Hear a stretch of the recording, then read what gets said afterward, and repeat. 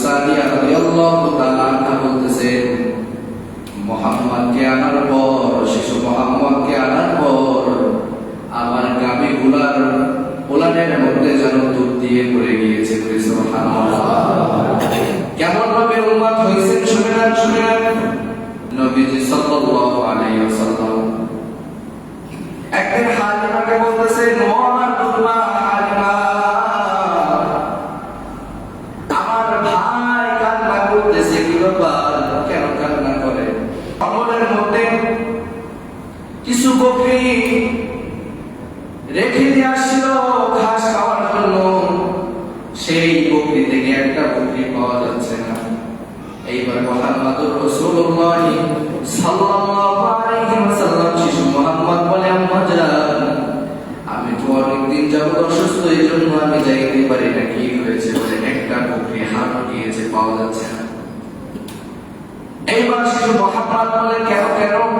বলে, অমুক জায়গায় বকরিগুলোকে বেঁধে রেখে আসছিল, যখন মাগরিবের টাইমে যখন আনতে গেলেন, বিকালবেলা যখন আনতে গেলেন, একটা বকরি পাওয়া যাচ্ছে না।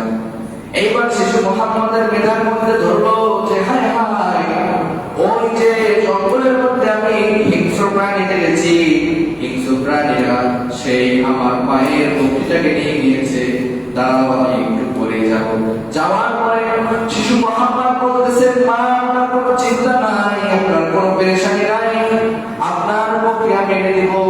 এইবার শিশু মুহাম্মদ বিছানা থেকে উঠে জঙ্গলের দিকে রওনা করলেন। জঙ্গলে যাওয়ার পর এইবার জঙ্গলের মধ্যে এক পাও দিয়ে যখন ঢোকার পর এইবার হিংস্র প্রাণীরা হঠাৎ করে নবীর সামনে হাজির। নবীর সাথে হিংস্র প্রাণীরা কোন নবীর উম্মত হয়েছেন শুনে নেন। সেই নবীকে শিশু মুহাম্মদ 3 থেকে 4 বছর, 4 থেকে 5 বছর বয়স হবে, সেই শিশু মুহাম্মদ যখন জঙ্গলের মধ্যে গেলেন আর সেই হিংস্র প্রাণীগুলোকে ডাক দিলেন, সাথে সাথে হিংস্র প্রাণীরা তার সামনে এসে পায়ের মধ্যে সেজদা লাগায় দিয়েছে আর বলতেছে, আসসালামু আলাইকা, আসসালামু আলাইকা ইয়া রাসূলুল্লাহ, আসসালামু আলাইকা ইয়া হাবিবাল্লাহ। নবী, আপনি আমাদের সালাম দেন, আমরা হিংস্র প্রাণী। বলে, কি ব্যাপার, আমার মায়ের দুধমা হালিমার বকরি একটা তোমরা নিয়ে গেছো, কি ব্যাপার, বকরিটা কেন নিয়েছো? বলে, ও নবী আমার, বকরি একটা নিয়েছি কারণ আপনি অনেকদিন যাবত শুনেছি অসুস্থ, অনেকদিন আগে আপনি এসেছিলেন জঙ্গলে, লুকিয়ে গাছের ছায়া তলে আপনাকে দেখতাম। আপনি যখন জঙ্গলে এই বকরিগুলা নাড়াতে আসতেন তখন আমরা আপনাকে দেখতাম, চড়াতে আসতেন তখন আপনাকে দেখতাম, আমাদের কলিজা শান্ত হয়ে যেত। অনেকদিন পর্যন্ত আপনি আসেন না ওর মধ্যে, আর আপনাকে দেখে পড়াটা শান্তি করতে পারে না, দিলটাকে শান্তি করতে পারে না।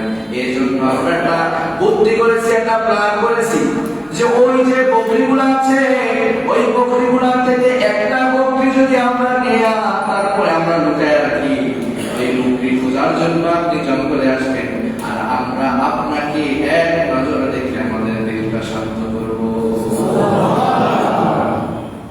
কেমন নবী পাইছে? হিংস্র প্রাণীরা পর্যন্ত নবীকে দেখার জন্য পাগল। হিংস্র প্রাণীরা বলতেছেন, ও মায়ের নবী আমার, আপনার সেই বকরির গায়ের একটা পশম আমরা কিছু হইতে দেই নাই, একটা আঁচড়ও দেই নাই। নবী আমার ওখানে রাখা আছে, নিয়ে যান। আপনার বকরিকে আমরা খাইতে আনি না, আপনার বকরিকে আনছি যেন আপনি আমাদের কাছে আসে। প্রাণীরা পর্যন্ত, হিংস্র প্রাণীরা পর্যন্ত মায়া নবীকে